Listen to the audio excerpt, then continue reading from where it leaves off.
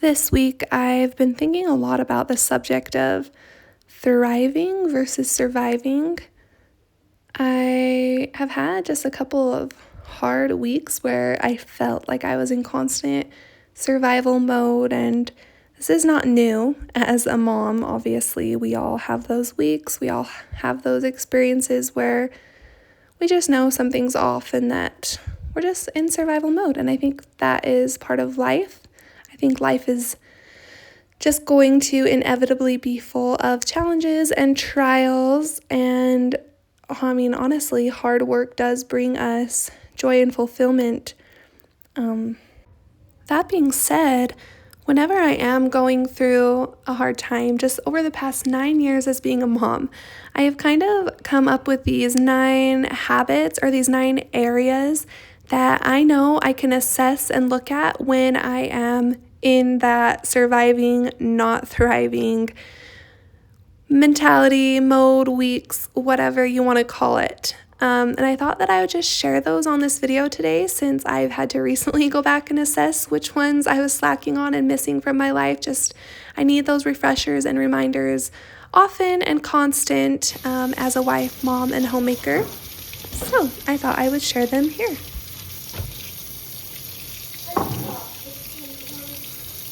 The very first one on my list is rest. Somehow, when we are new moms and we have these new babies, we are just superhuman, and we don't really always have a choice. We just kind of have to push through some of those sleepless nights and that exhaustion. But now that my kids are getting a little older, and I have a choice, I've realized that it is easy to fall into a habit of staying up late after they're in bed and then just being completely exhausted in the morning, wanting to sleep in, which leads to me feeling anxious, maybe just immediately grumpy when I hear them waking up in the morning, versus the times when I do try my hardest to get to bed at a decent time. If I can wake up early and have a few minutes to myself in the morning before I hear them get up, I feel like I'm just able to greet them as a happier mom, greet them with a smile, instead of feeling, just that immediate dread of them waking up in the morning that we sometimes feel as moms when we're just so tired. So yeah, if I can really, especially during the week, try to get to bed at a good time, get up early, have a few minutes to myself, it just sets the tone for a better day as a mom.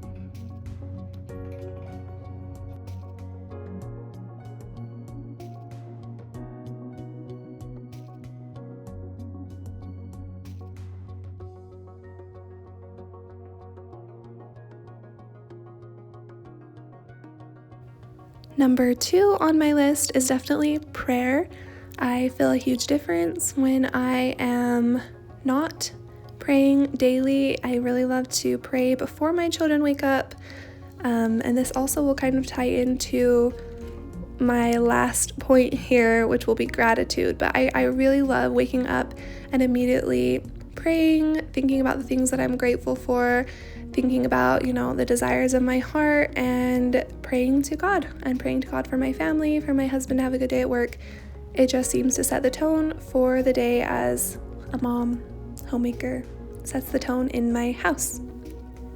The third one on my list is nourishment. This one probably does not need much explanation at all. But if you're a mom, you know the weeks when you are just snacking on your kids' chicken nuggets, getting fries through the drive-thru, just not taking care of yourself, not making sure you're getting enough protein, vitamins, not nourishing yourself, eating too much sugar. That is one that will just immediately put me in a brain fog, make me grumpy, our immune systems get low. It is one of my favorite things to do, honestly, is just make my family nourishing meals, make sure that I'm being nourished, I feel better, my kids feel better, our house runs more smoothly, and I hope to make a lot more videos in the future about what we've done this winter. Actually, it's been one of our healthiest winters yet, and I stopped buying vitamins completely for my kids, and I just switched to 100% real food in our home, and it's been amazing. The fourth one on my list is movement. Another one that probably does not need a lot of explanation from me. Same with nourishment. We just know as moms that we feel better when we are exercising. And I have really discovered the importance of learning how you like to exercise. I love walking, I love Pilates, I love weightlifting. I don't love running, but yeah, just finding what feels good to you and trying your best to make that a priority makes a huge difference in how you feel, how you're able to show up for your family. My fifth one is minimalism. I came across some minimalist channels last year, and they completely just transformed me as a mother.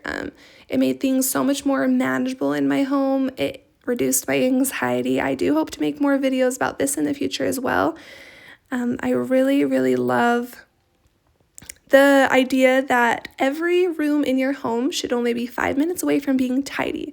That doesn't mean, scrubbed, mopped, dusted. Those things maybe add an extra 5 to 10 minutes, but every room in your home should be very close to being clean. In fact, every single Thursday, I go around to every single room in my home and I try to just fill one garbage bag from my home each week of just things that we can let go of, garbage we've collected over the week. My kids bring in rocks and scraps of paper and just things, things that we can let go of that week. And it's really helped keep my home just very manageable, and it's a lot more peaceful. So I hope to make more videos about that in the future as well, but that is definitely one of my top tips to thriving as a mother.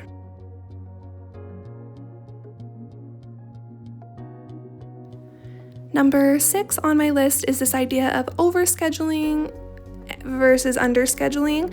I think there has to be a balance in between. Being overscheduled just causes so much contention between me and my children, I have found. When we are running late to something, my anxiety gets higher. I get more angry at them when they can't find their shoes or they're moving too slow. And I've just found that if I keep my schedule at a right balance in between. I don't like to be underscheduled either, because then I feel very unmotivated, bored. I do like to be social. I like to see other adults, obviously. I feel very fulfilled at night if I haven't just sat around all day. I don't like that feeling either, but I think that there is a proper balance, and I think your kids can feel it when you overschedule yourself and things are chaotic and crazy. And I know for me, especially when I would start to feel really angry, especially at my children, I could always source it back to just being overwhelmed.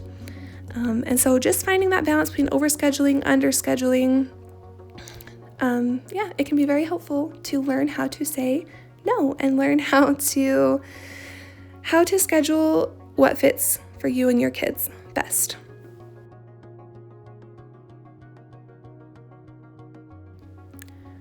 Okay, my 7th little tip or habit that I like to assess when I feel like I'm having a hard week are relationships. The relationships with my kids, the relationship with my husband, my spouse, or other close family members, or honestly, if there is any kind of drama, contention, hard feelings towards anyone in my life, I have realized that just weighs very heavy on my shoulders, and I have a very hard time just thriving as a mother. I don't like to have any kind of drama between friends or hard feelings towards anyone. I would rather just get them resolved as quickly as possible so that I can continue being a good mom and not having that burden on my shoulders. So I like to assess that every time I'm having a hard week, make sure all of my most important relationships are thriving and doing well. And if there are any hurt feelings towards any friends, family members, I really like to resolve those as quickly as possible. Just release that burden. It feels so much better to just forgive, move on, let go of hurt feelings when possible. Number 8 is learning. I don't like to feel just stagnant. I love to feel motivated. I love to be learning new things, whether it's simply finding a podcast that I love, that teaches me, inspires me, reading. I love to read. I love to learn new skills, have new hobbies. Especially in the summer, I love to be out in the garden. Just having something that makes you feel like you're motivated, progressing, and not just, bored or, I love having something that motivates me and excites me every day. And then the last one on my list I kind of touched on, but it is gratitude. Sometimes when I am going through those really hard weeks, I notice that my entire attitude is just so negative. I'm full of negativity. I'm full of pride. I just am, I don't know, I find myself complaining constantly, just upset with a lot of different things. Maybe, I'm really focused on dreams, which are not a bad thing, but sometimes if you're just so focused on these dreams and these goals, you can just forget to be grateful for what you have and what's going on around you. And that's definitely something I struggle with. I love to have dreams. I love to have some goals that we're working towards, but I feel so much better and I just do so much better when I can really intentionally spend time each day looking at what I am grateful for, looking at the beautiful things that I have in my life. I do want to say at the end of this video that these are all things that I strive for. They are not things I perfected. They are things I've definitely tried to implement over, the years as a mom, but they're not even things I would say I'm great at all of the time. Just things that I work towards, things that I know help me, and I thought that I would share them here too. Thank you so much for watching my video. Let me know, I don't know, maybe in the comments what you would add, what you would take away. I love learning from other moms and homemakers and wives out there. Thanks for watching my video. They've been really fun to make.